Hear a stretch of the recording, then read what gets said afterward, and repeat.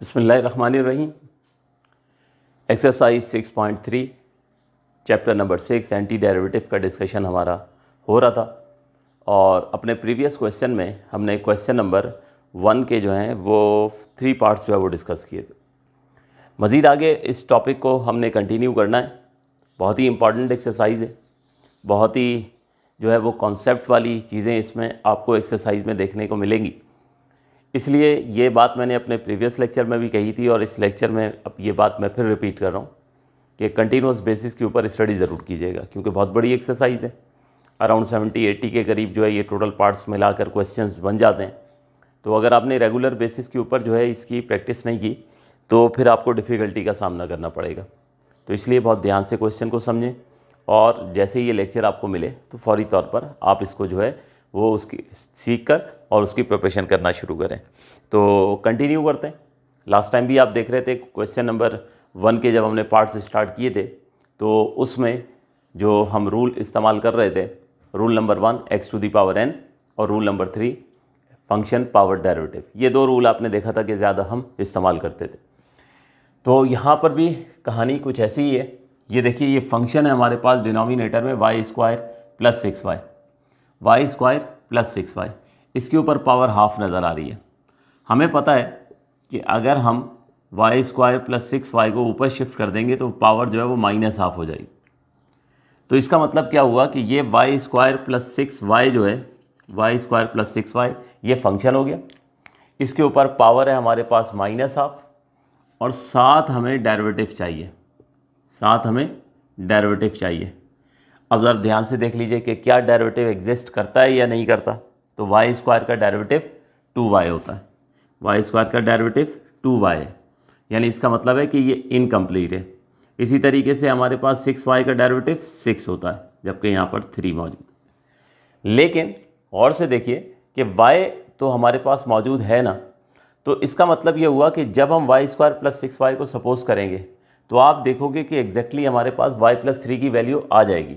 ठीक है, y² का डेरिवेटिव 2y है, तो 2 प्रॉब्लम नहीं है हमारे लिए, y होना चाहिए था, y मौजूद है। ठीक है ना। तो अब आप देखो कि मैं यहाँ पर क्या करूँगा कि इस क्वेश्चन में y² + 6y को सपोज करूँगा और वहाँ से क्या होगा कि y + 3 की वैल्यू जो है वो मैं इवेल्यूएट करने में कामयाब हो जाऊँगा। और उसके बाद फिर जो है हमारा क्वेश्चन उसी तरह से जो है वो रूल नंबर 1 जो है उसकी तरफ चला जाएगा। फार्मूला x⁴n का इस्तेमाल करेंगे और हम इसको इंटीग्रेट करेंगे। तो स्टेप्स देखिए, सबसे पहले y² + 6y को ये हमने सपोज कर लिया x के इक्वल। अब होगा डेरिवेटिव,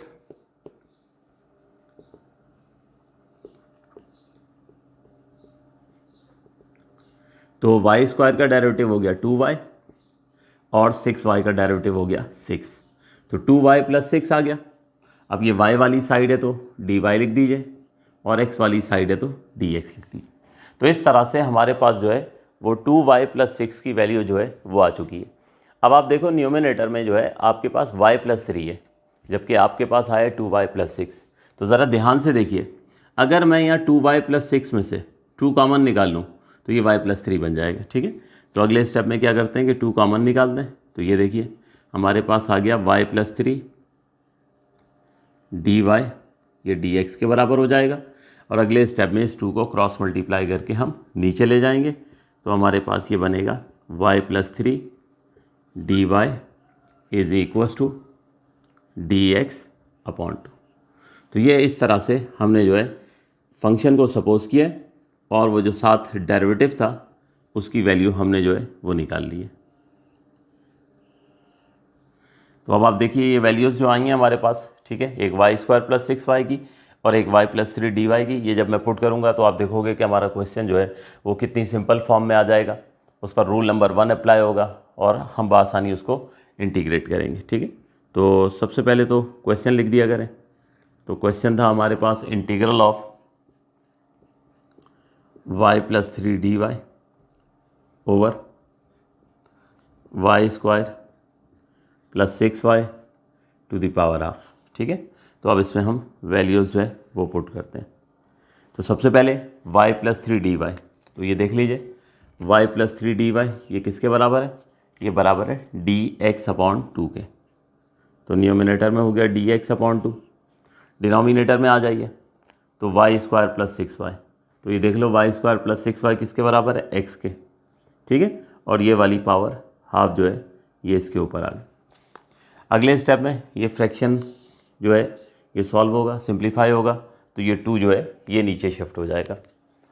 तो हमारे पास ये हो जाएगा integral of dx upon 2x to the power half.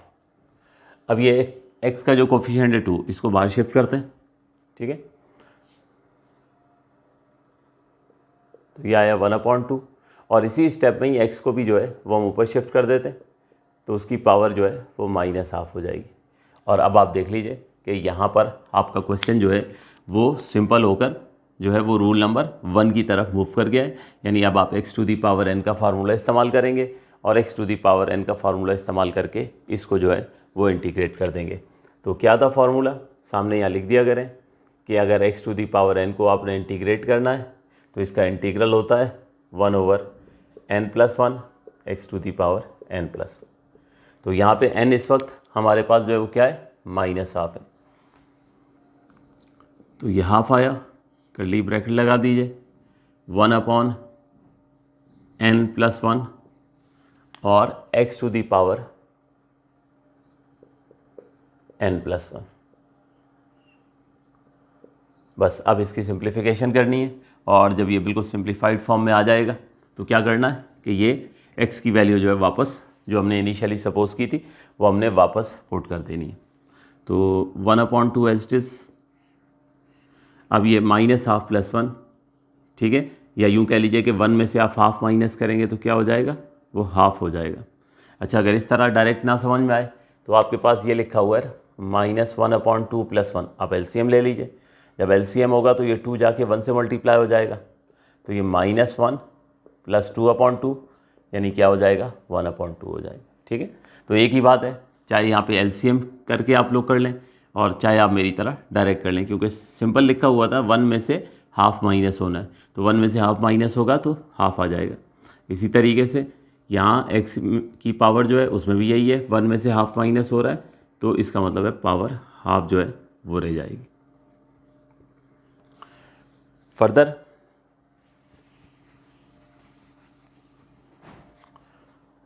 Further होगा ये कि ये फ्रैक्शन जो है ये सॉल्व होगा, तो ये 2 जो है ये ऊपर शिफ्ट हो जाएगा, क्योंकि 1 के नीचे जो है ये हाफ है, तो हमारे पास ये हो गया हाफ, एक तो पहले वाला, एक यहाँ इस कर्ली ब्रैकेट में आ जाए, ये 2 ऊपर शिफ्ट हो गया, और ये x की पावर हाफ जो है इसको मैं लिख देता हूँ √x, ठीक है। तो बजाय कर्ली ब्रैकेट लगाने के, ठीक है, ये राउंड ब्रैकेट लगा देते हैं। अब यहाँ पे आप देख सकते हो कि ये 2 से 2 जो है वो कैंसिल हो जाएगा, ठीक है, और हमारे पास सिंपल रह गया √x + c। अब x की वैल्यू वापस जो है वो पुट कर देनी है, तो put x = y² + 6y, x = y² + 6y। तो देयरफॉर इंटीग्रल हो जाएगा y² + 6y √ c। ये आंसर नोट कीजिए।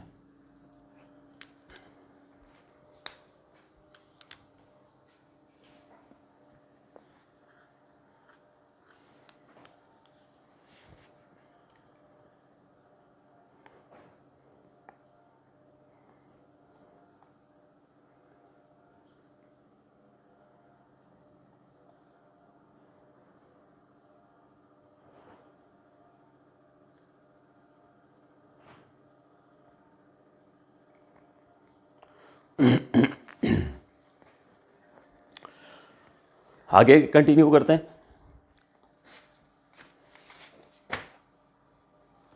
Question number 1 part 5।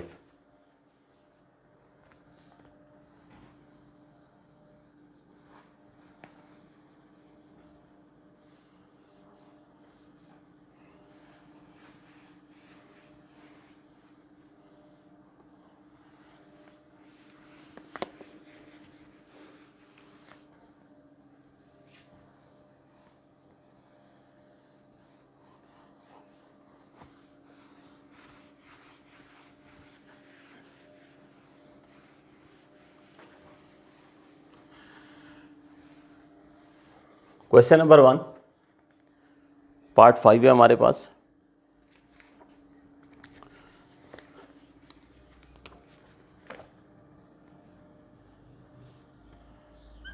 Integral of cube root of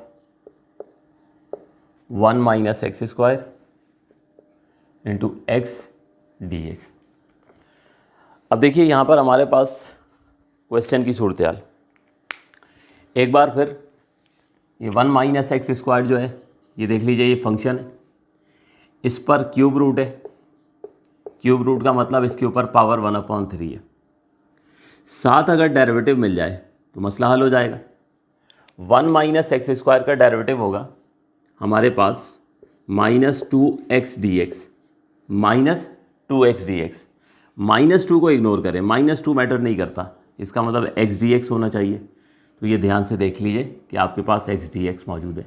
यानी क्वेश्चन को इनिशिएट करने से पहले एक दफ़ा आप एनालाइज कर लें, ठीक है। आपको फंक्शन समझ में आ गया कि एक फंक्शन है, उसके ऊपर आपको पावर भी नज़र आ गई, तो बस आप देखें कि डेरिवेटिव साथ एग्जिस्ट करता है या नहीं करता। अच्छा, डेरिवेटिव का जो कोफिशिएंट है अगर वो कम ज़्यादा हो तो कोई मैटर नहीं करता है, ठीक है ना, वो तो एडजस्ट हो जाता है। वो वेरिएबल एग्जिस्ट करना चाहिए, यानी एक्स स्क्वायर यहाँ पर मौजूद था तो एक्स स्क्वायर का डेरिवेटिव एक्स है, वो साथ मौजूद होना चाहिए, वो मौजूद है। बाकी प्लस माइनस की साइन हो जाए, कोफिशिएंट हो जाए, उसकी अगर कमी है या ज़्यादती है वो कोई इशू नहीं है, वो सब एडजस्ट हो जाता है। तो अब यहाँ पे इसका मतलब ये हुआ कि हमें समझ में आ गया कि ये क्वेश्चन भी जो है अपने प्रीवियस तमाम पार्ट्स की तरह इसी तरीके से सॉल्व होने वाला है। यानी हम 1 माइनस एक्स स्क्वायर को सपोज करेंगे और उसको जब डिफ्रेंशिएट करेंगे तो एक्स डी एक्स की वैल्यू मिल जाएगी, और इस तरह से हमारा क्वेश्चन जो है वो एक बार फिर प्रीवियस क्वेश्चंस की तरह सिमट कर जो है वो रूल नंबर 1 की तरफ जो है वो चला जाएगा, और रूल नंबर 1 से हम उसको जो है वो इंटीग्रेट कर लेंगे। तो शुरू करते हैं। सबसे पहले 1 माइनस एक्स स्क्वायर को हमने सपोज कर लेना है y के इक्वल। इसका होगा डेरिवेटिव,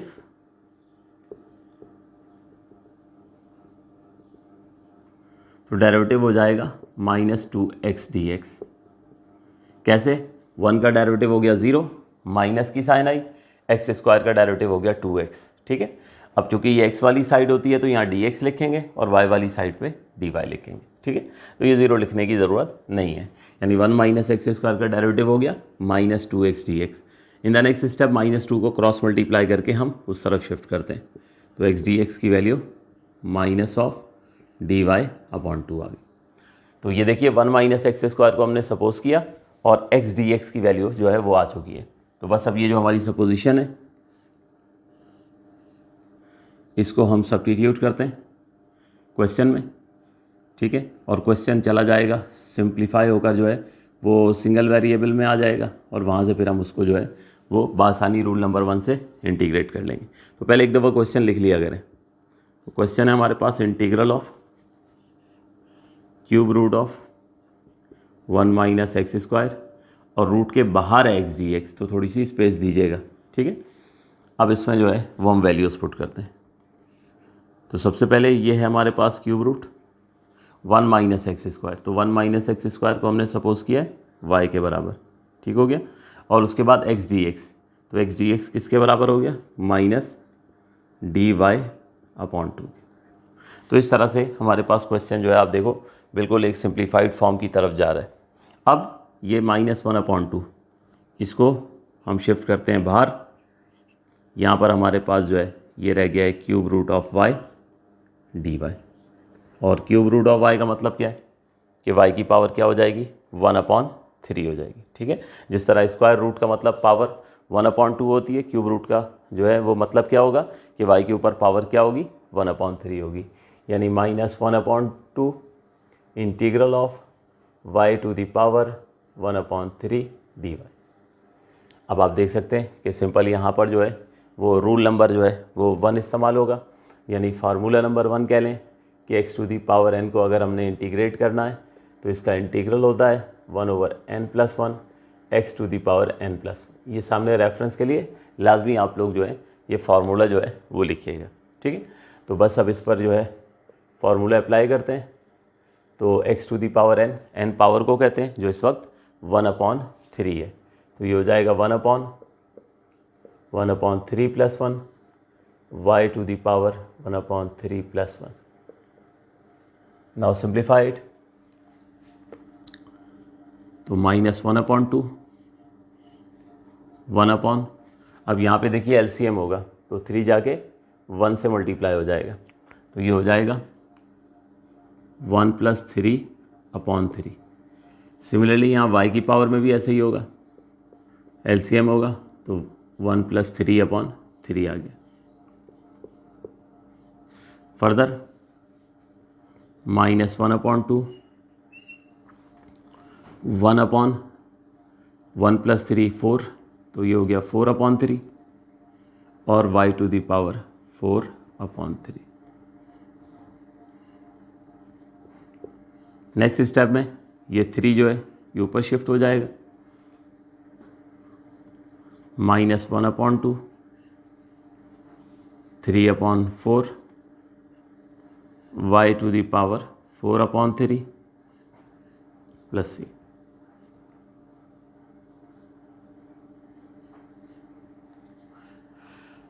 अब नेक्स्ट स्टेप में ये 3/4 बाहर ले जाएंगे और बाहर ले जाकर ये -½ से जो है वो मल्टीप्लाई हो जाएगा, तो this can be written as -3/8 y to the power 4/3. अब आप जो है वो y इनिशियल जो सपोजिशन थी y हमने किसके बराबर सपोज किया था, 1 - x² के. ठीक है, तो ये यहाँ पर हम y की वैल्यू जो है वो पुट कर देंगे, पुट y = 1 - x². ठीक है, ये पुट करना ना भूला करें. अक्सर स्टूडेंट्स को देखा गया है कि वो पूरा क्वेश्चन बिल्कुल ठीक सॉल्व कर लेते हैं और आखिरी स्टेप में जो है वो सब्स्टिट्यूशन भूल जाते हैं, तो ये ज़रूर पुट कीजिएगा. तो ये हो गया -3/8 y की जगह 1 - x² और 1 - x² के ऊपर power 4/3 plus constant of integration. तो ये लीजिए स्टूडेंट्स, ये प्रॉब्लम हमारा सॉल्व हो गया. नोट कीजिए.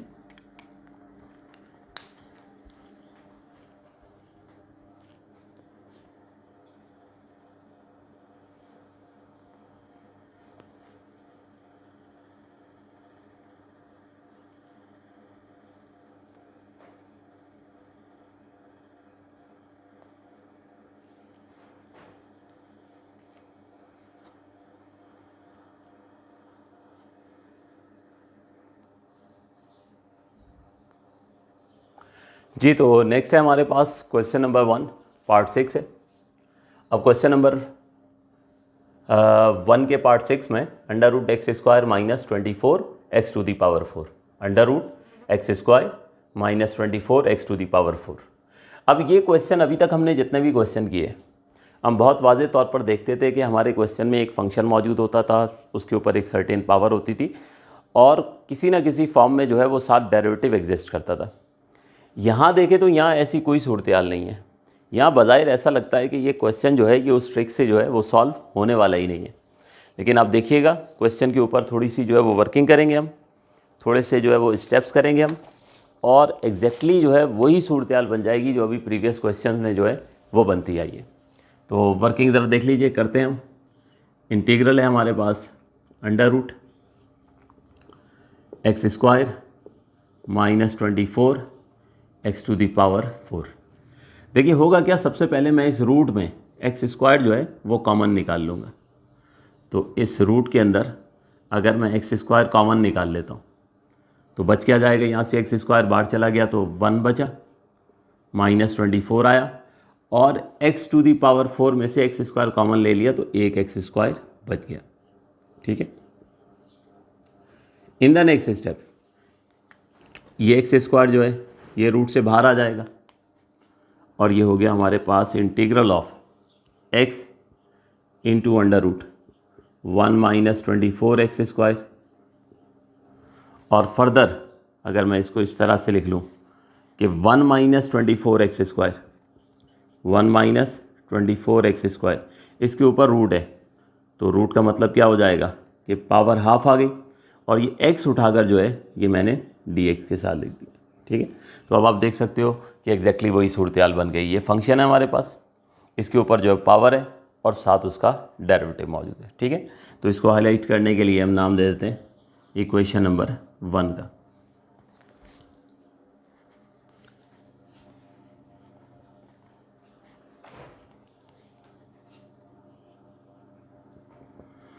अब हम सपोजिशन करते हैं 1 माइनस 24x², ठीक है ना, इसको सपोज करते हैं।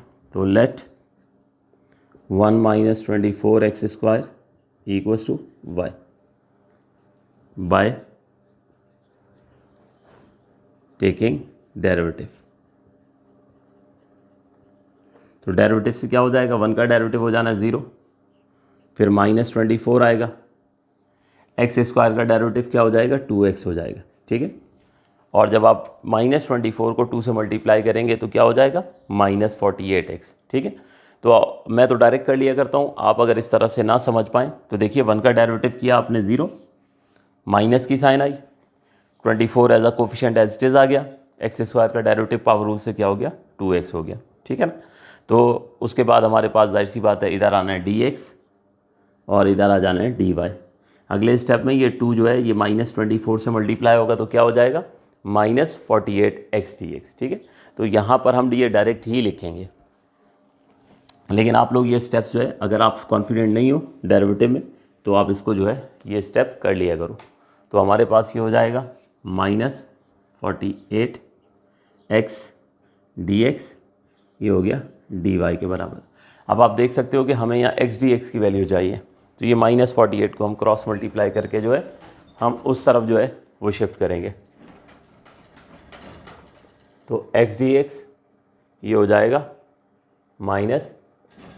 -dy/48।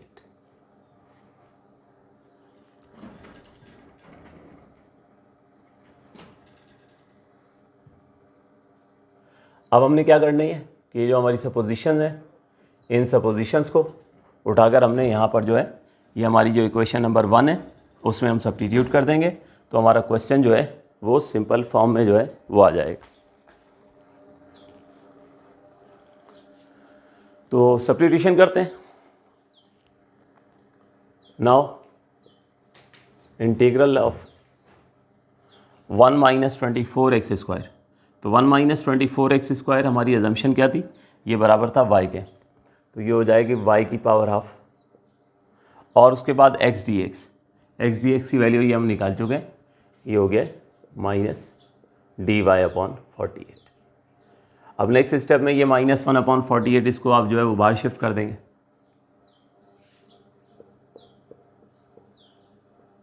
Integral of y to the power half dy हो गया। और अब आप देख सकते हो कि ये क्वेश्चन जो है एक बार फिर रूल नंबर 1 या फार्मूला नंबर 1 जो है उसकी तरफ चला गया, और हम इसको सॉल्व करेंगे फार्मूले की मदद से। फार्मूला 6.1 टाइप नंबर 1 में जो हमने डिस्कस किया था x to the power n, तो x to the power n का फार्मूला क्या था, 1/n+1 x to the power n+1।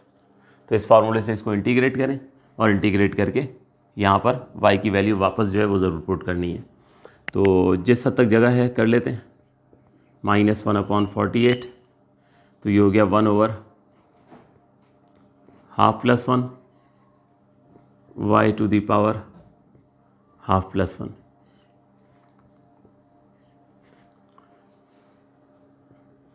-1/48, 1/12+1 simple LCM होगा तो 1 + 2/2 और y टू दी पावर 1 + 2/2। अच्छा, ये जो एलसीएम के स्टेप्स हैं आप डायरेक्ट कर लिया करें, मैं फिर भी थोड़ा सा ये है कि सिखाने के लिए कर दिया करता हूँ ताकि किसी किस्म का कोई कन्फ्यूजन जो है वो नहीं होना चाहिए, ठीक है। डायरेक्ट एलसीएम करेंगे तो ये जाके 2 जो है ये 1 से मल्टीप्लाई होगा, तो ये हो जाएगा 1 + 2/2, यानी आप इसे जो है डायरेक्ट 3/2 जो है वो लिख सकते हैं, ठीक है। तो चलें, जगह कम है, मैं भी यहाँ पर डायरेक्ट जो है इसको 3/2 जो है लिख देता हूँ। इसी तरह यहाँ पावर में भी हमारे पास जो है क्या हो जाएगा, आफ्टर एलसीएम ये हो जाएगा 3/2। इन द नेक्स्ट स्टेप ये 2 जो है ये ऊपर शिफ्ट हो जाएगा, तो हमारे पास हो गया -1/48 2/3 y to the power 3/2 + c।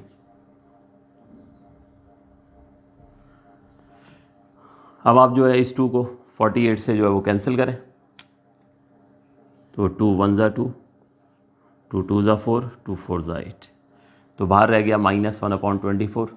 -1/24 जो है ये मल्टीप्लाई करेंगे, ठीक है, अंदर वाले फ्रैक्शन 1/3 से, तो ये बन जाएगा -1/72 y to the power 3/2 plus c। तो ये हमारा प्रॉब्लम जो है ये सॉल्व हो गया है। बस अब हमें वही काम करना है कि y की वैल्यू जो है वो पुट कर देनी है। तो y क्या सपोजिशन थी हमारी, y था हमारे पास 1 - 24x² के बराबर, तो ये पुट कर दीजिएगा, put y equals to 1 - 24x², तो आपको आंसर मिल जाएगा। ठीक है, इसको कंप्लीट कर लीजिएगा, नोट कीजिए।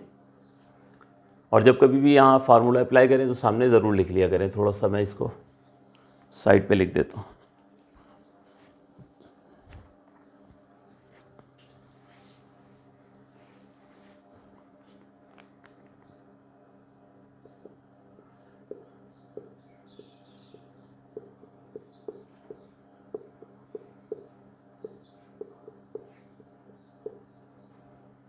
नोट कीजिए।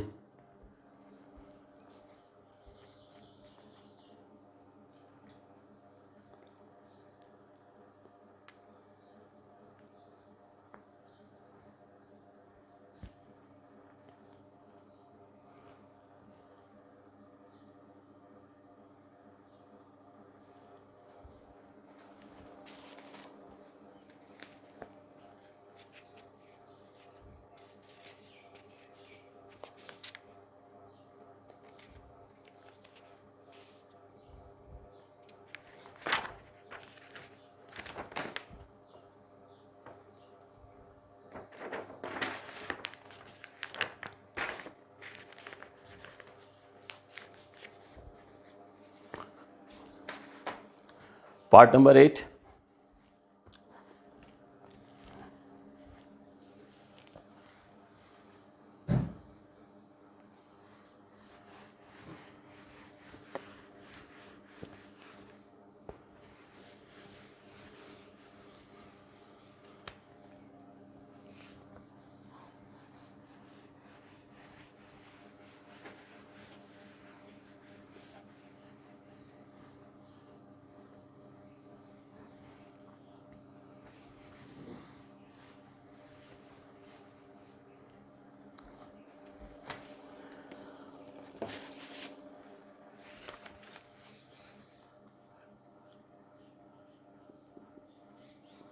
Integral of x²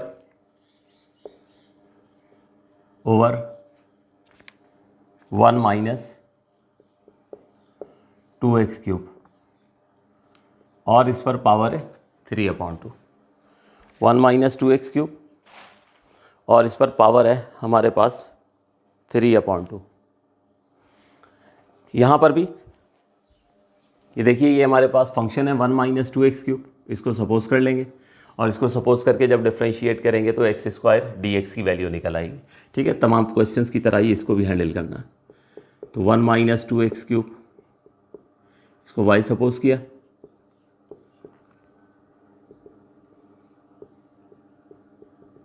bye taking derivative ये हो जाएगा -6x² dx।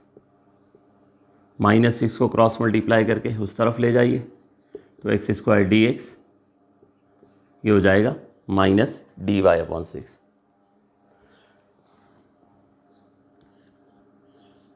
बस अब ये सपोजिशन जो है हमारी, इसको हम सब्स्टिट्यूट करते हैं।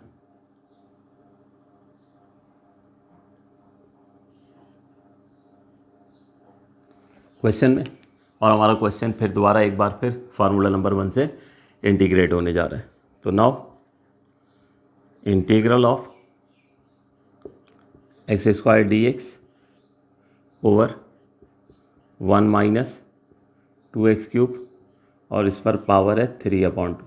ठीक है, तो आप चाहें तो पहले ये भी कर सकते हैं कि पहले जो है 1 - 2x³ की पावर 3/2 है, इसको ऊपर शिफ्ट कर दें, या पहले वैल्यूज सब्स्टिट्यूट कर दें उसके बाद शिफ्ट कर दें, एक ही बात होती है, इससे कोई फ़र्क नहीं पड़ता है। तो चलें इस क्वेश्चन में 1 माइनस 2x क्यूब, इसकी पावर ऊपर शिफ्ट कर दी तो पावर -3/2 हो गई और साथ आ गया x² dx। तो अब जो वैल्यूज़ हमने सपोज किए हैं वो सपोजिशन हम इसमें जो है वो सब्स्टिट्यूट करेंगे। तो ये आप देख सकते हो 1 minus 2x cube, 1 minus 2x cube हम सपोज कर चुके हैं y के बराबर है। तो ये हो जाएगा हमारे पास integral of y to the power -3/2 और उसके बाद यहाँ पे x² dx। तो ये देख लीजिए x² dx की वैल्यू आ गई -dy/6। अब ये -1/6 एज अ कोफिशिएंट जो है ये बाहर शिफ्ट होगा, तो -1/6 integral of y to the power -3/2। और लीजिए एक बार फिर यहाँ पर जो है वो rule number 1, formula number 1 x to the power n, वो फार्मूला हम इस्तेमाल करेंगे और उसको जो है हम इंटीग्रेट करेंगे। तो यहाँ सामने लिख देते हैं x to the power n कैसे इंटीग्रेट होता है। इसका इंटीग्रल होगा 1/n+1 x to the power n+। तो -1/6 एज इट इज। अब यहाँ पे y टू दी पावर -3/2 को इस फार्मूले से हम इंटीग्रेट करते हैं। तो ये हो जाएगा 1/-3/2 + 1 y टू दी पावर -3/2 + 1। और अब बस इसको जस्ट सिंप्लीफाई करना है और सिंप्लीफाई करके यहाँ y की वैल्यू जो है वो सब्स्टिट्यूट कर देनी है, तो आपको आंसर जो है वो मिल जाएगा। तो -1/6 एज इट इज आ गया, 1/, यहाँ पे LCM होगा तो 2 जाके 1 से मल्टीप्लाई हो जाएगा। ठीक है, तो ये होगा -3 + 2/2। इसी तरह यहाँ पर भी y की पावर में भी LCM होगा, तो -3 + 2/2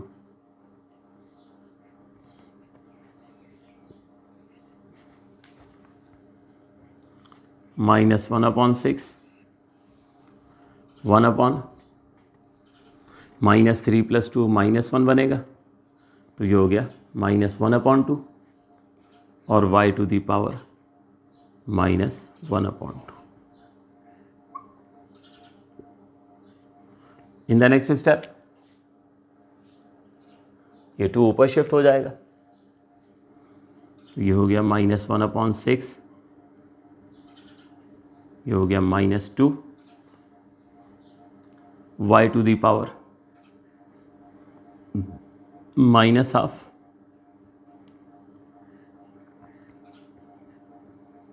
नेक्स्ट स्टेप, अब ये माइनस माइनस तो ये प्लस हो जाना है। ठीक है, और 2 और 6 ये आपस में कैंसिल हो जाएंगे। ठीक है, तो ये हमारे पास आ जाएगा 1/3। ठीक है, इसी स्टेप में ही एक काम कर लीजिए, ये y को जो है इसको भी नीचे ले जाइए, तो ये y की पावर बन जाएगी ½ ठीक हो गया। तो ये हमारे पास 2 काम हमने एक साथ किए, ये माइनस माइनस प्लस हो गया, 2 और 6 की कैंसिलेशन हुई। ठीक है, तो ये 1/3 हो गया और y की पावर -½ को जो है वो हमने डिनोमिनेटर में शिफ्ट कर दिया है, उसकी पावर पॉजिटिव कर दी है। अच्छा, नहीं भी करते हैं तो कोई फ़र्क नहीं पड़ता, इससे y की पावर -½ यहाँ भी रहने दें तो ये चलेगा। नेक्स्ट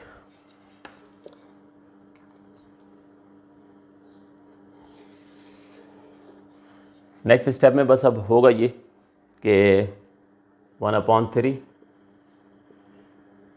इसको लिख दिया, y की पावर ½ थी, √y लिख दिया और इस तरह से ये हमारा क्वेश्चन जो है वो इंटीग्रेट हो गया। बस अब एक कमी है, वो ये कि जो इनिशियल सपोजिशन होती है वापस हमें क्वेश्चन जो है जिस वेरिएबल में होता है आंसर भी उसी वेरिएबल में लेके जाना है। तो वापस हम y की वैल्यू जो है वो पुट कर देंगे, तो put y = 1 - 2x³। So final answer is 1/3 × √1 - 2x³। ये आंसर है, नोट कर लीजिए।